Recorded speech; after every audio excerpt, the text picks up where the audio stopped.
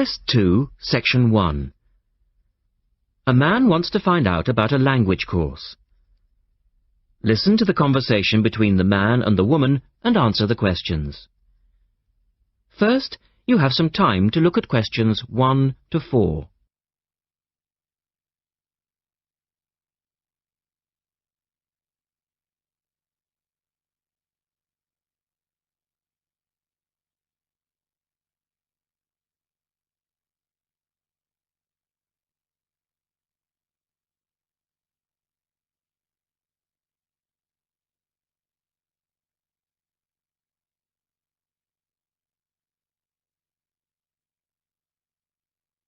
You will see that there is an example which has been done for you.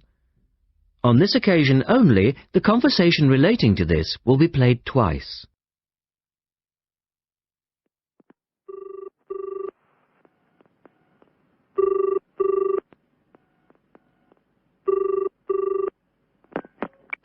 Good morning, University Language Centre. How can I help you? I'm interested in doing a language course. I did Mandarin last year, and now I'd like to do Japanese. The man says he would like to do a Japanese course, so the answer is C. Now we shall begin. You should answer the questions as you listen, because you will not hear the recording a second time. Listen carefully and answer questions 1 to 4.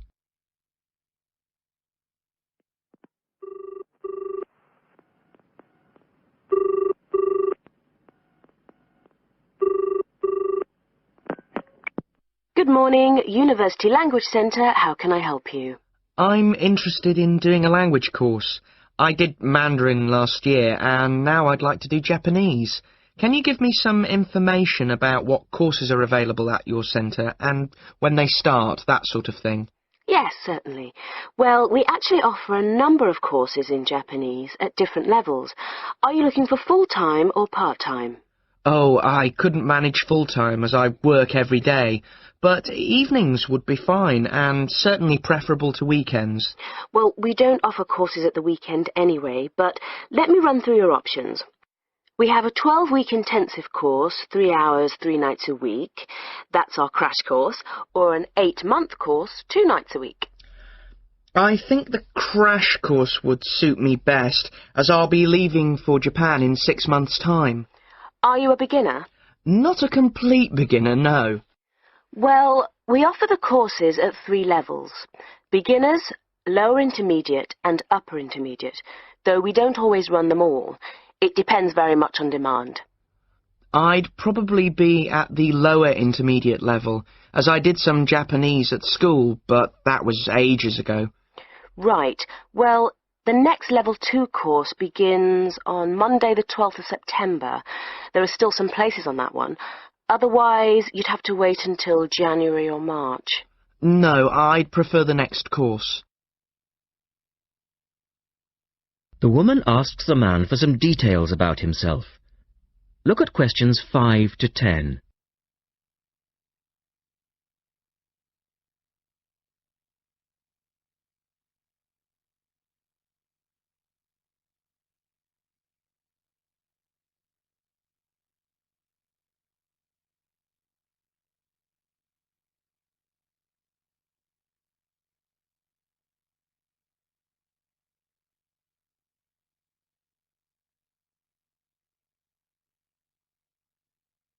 Now listen to their conversation and complete the form.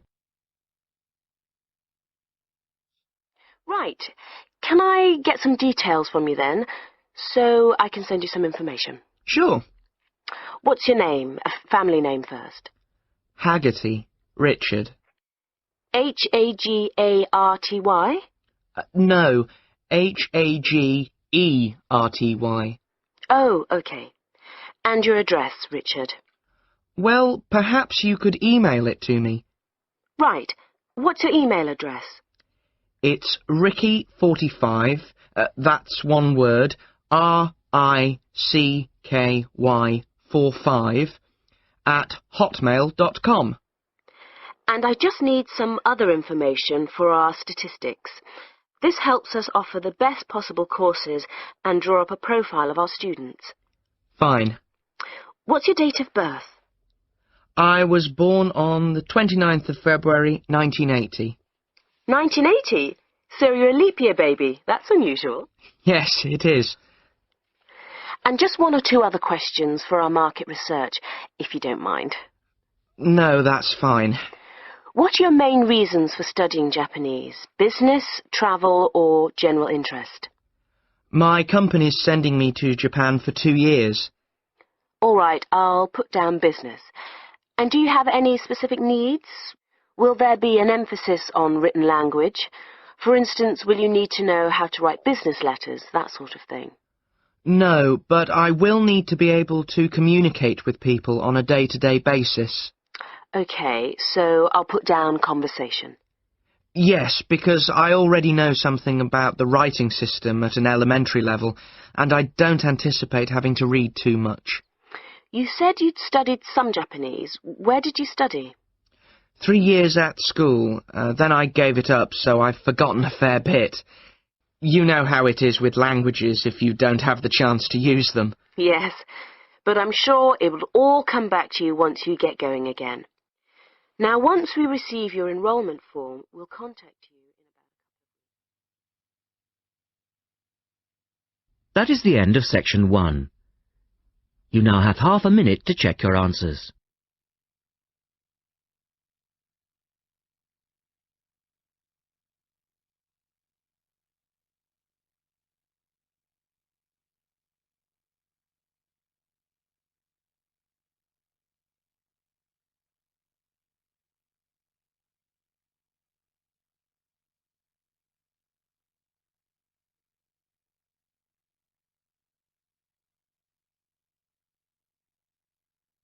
Now turn to section 2 on page 54.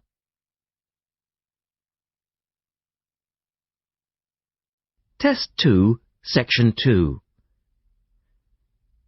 You will hear a man talking on the radio about dogs which help people with their work. First, look at questions 11 and 12.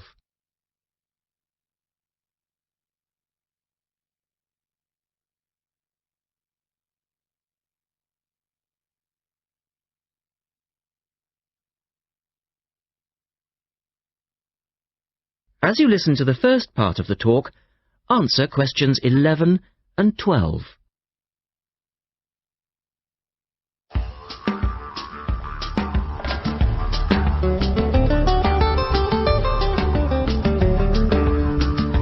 Welcome to this week's edition of Countrywide. And today, we're taking a look at a number of different breeds of working dogs. And here to report on the dogs with jobs is Kevin Thornhill. Thanks, Joanne. Well, yes, dogs with jobs is the subject of today's program. Dogs have earned themselves a reputation over the centuries for being extremely loyal. And here's a little story which illustrates just how loyal they are. Just outside the country town of Gundagai in Australia is a statue built to commemorate a dog.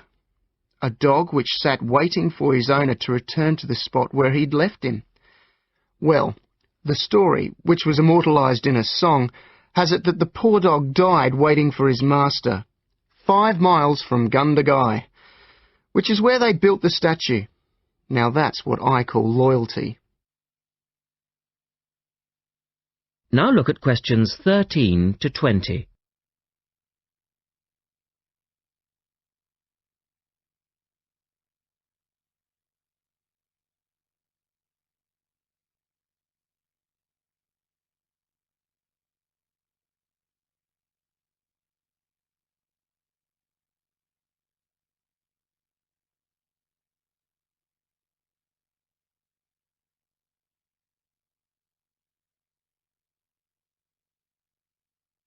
As the talk continues, complete the table for questions 13 to 20.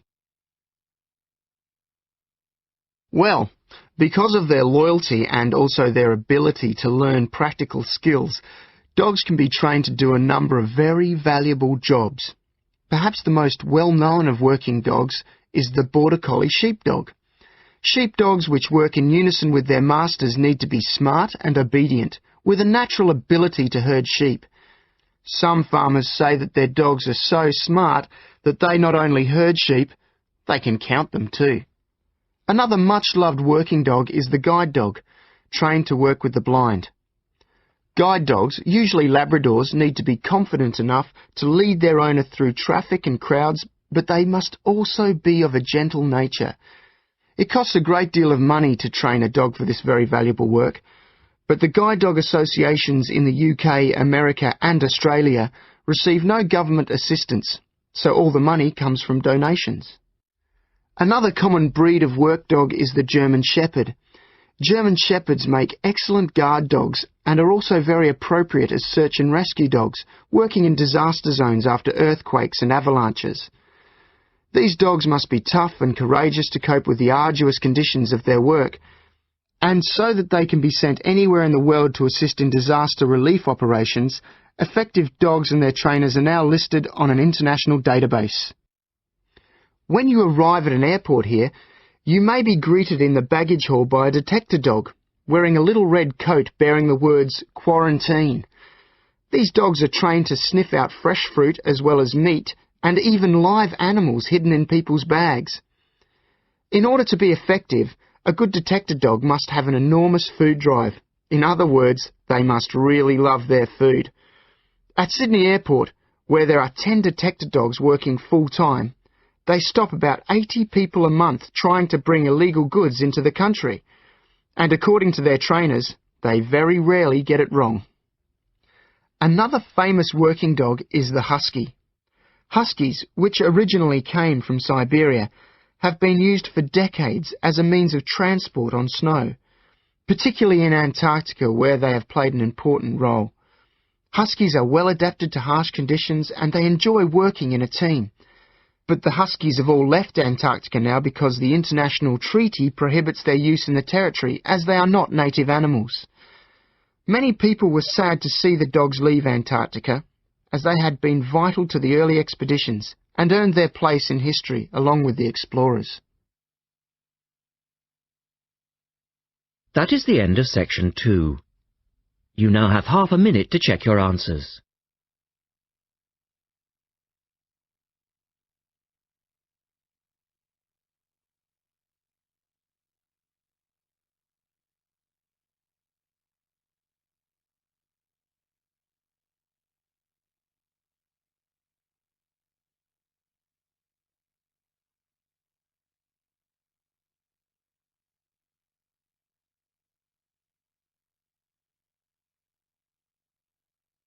Now turn to section 3 on page 55.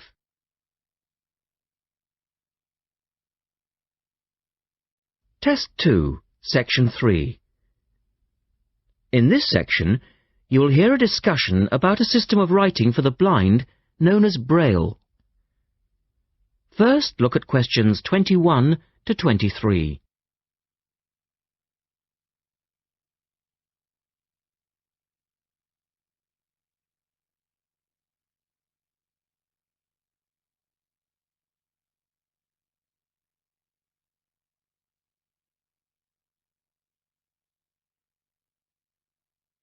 Now listen to the first part of the discussion and complete the notes for questions 21 to 23.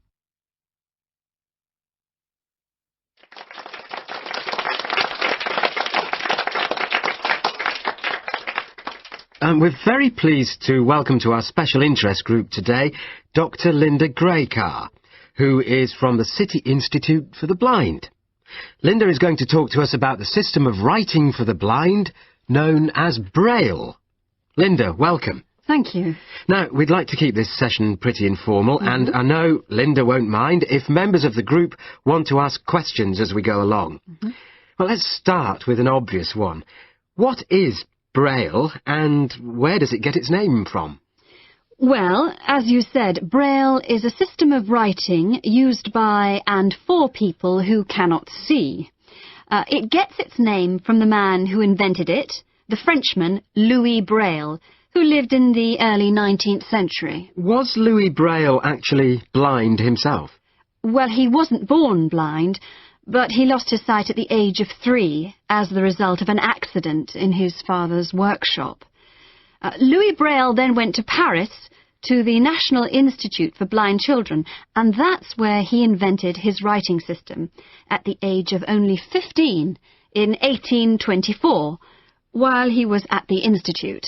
But he wasn't the first person to invent a system of touch reading for the blind, was he? No, another Frenchman had already come up with the idea of printing embossed letters that stood out from the paper, but this was very cumbersome and inefficient. Did Louis Braille base his system on the first one? No, not really. When he first went to Paris, he heard about a military system of writing using 12 dots. This was a system invented by an enterprising French army officer, and it was known as night writing. It wasn't meant for the blind, but rather for battle communications at night. That must have been fun. Look at questions 24 to 30.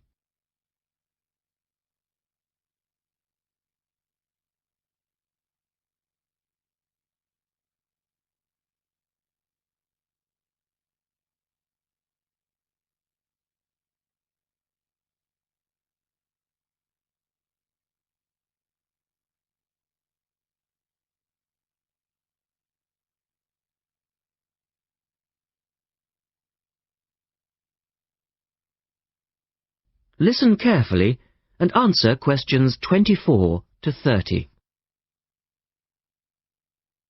Anyway, Braille took this system as a starting point, but instead of using the 12 dots, which night writing used, he cut the number of dots in half and developed a 6-dot system. Can you give us a little more information about how it works? Well, it's a system of touch reading, which uses an arrangement of raised dots called a cell. Braille numbered the dot positions 1, 2, 3 downward on the left and 4, 5, 6 downward on the right. The letters of the alphabet are then formed by using different combinations of these dots. Yes? So, is the writing system based on the alphabet, with each word being individually spelled out? Well, it's not quite that simple, I'm afraid.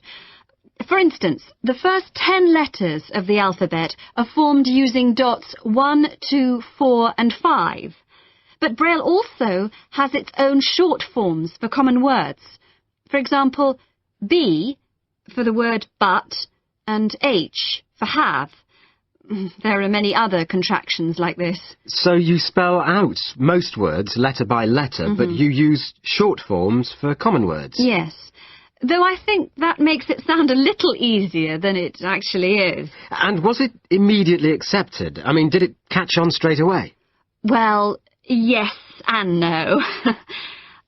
It was immediately accepted and used by Braille's fellow students at the school, but the system was not officially adopted until 1854, 2 years after Braille's death. So official acceptance was slow in coming. I suppose it works for all languages which use the Roman alphabet. Yes, it does, with adaptations, of course. Can it be written by hand, or do you need a machine to produce Braille? Well, you can write it by hand onto paper with a device called a slate and stylus. But the trick is that you have to write backwards, from right to left, so that when you turn your sheet over, the dots face upwards and can be read like English from left to right. Oh, I see. But these days you'd probably use a Braille writing machine, which is a lot easier. And tell us, Linda, is Braille used in other ways, other than for reading text? Yes, indeed. In addition to the literary Braille code, as it's known, which of course includes English and French, there are other codes. For instance, in 1965, they created a form of Braille for mathematics. I can't imagine trying to do maths in Braille. Yes, that does sound difficult, I agree. And there's also a version for scientific notation. Oh, and yes, I almost forgot. There is now a version for music notation as well. Well, thanks, Linda. That was most interesting. Now, does anyone have any last questions? Yes. Roughly how long does it take to learn to read Braille? Can you do it in a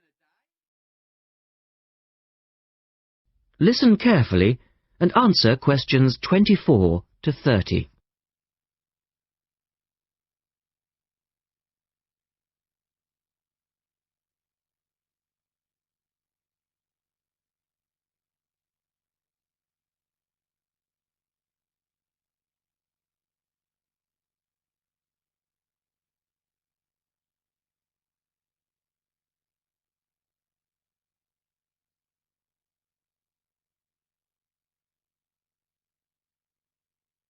Now turn to section 4 on page 56.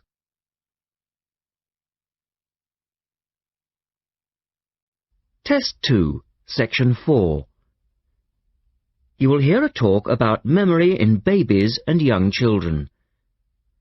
First, you have some time to look at questions 31 to 35.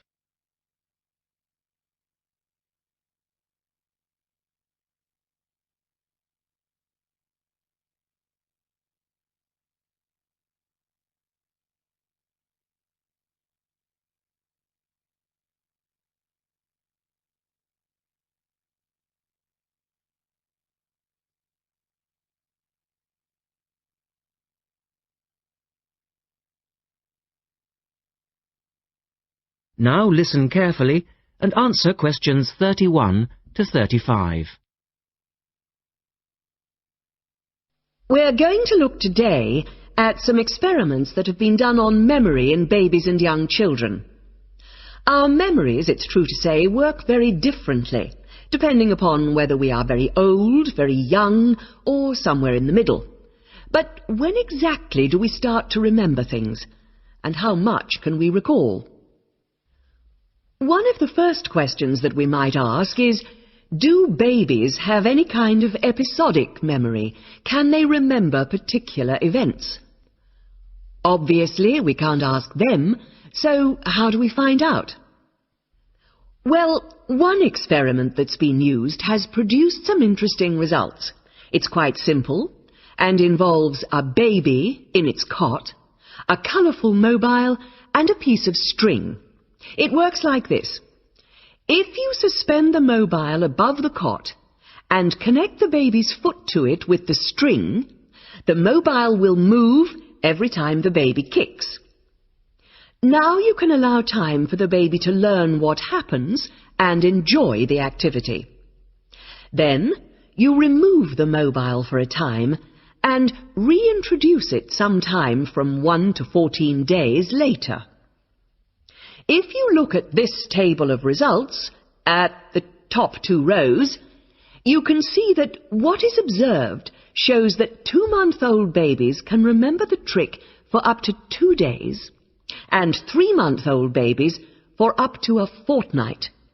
And although babies trained on one mobile will respond only if you use the familiar mobile, if you train them on a variety of colours and designs, they will happily respond to each one in turn.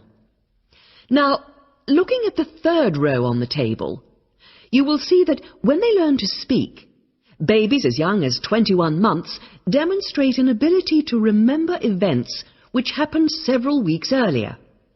And by the time they are 2, some children's memories will stretch back over 6 months, though their recall will be random, with little distinction between key events and trivial ones, and very few of these memories, if any, will survive into later life. So, we can conclude from this that even very tiny babies are capable of grasping and remembering a concept. Look at questions 36 to 40.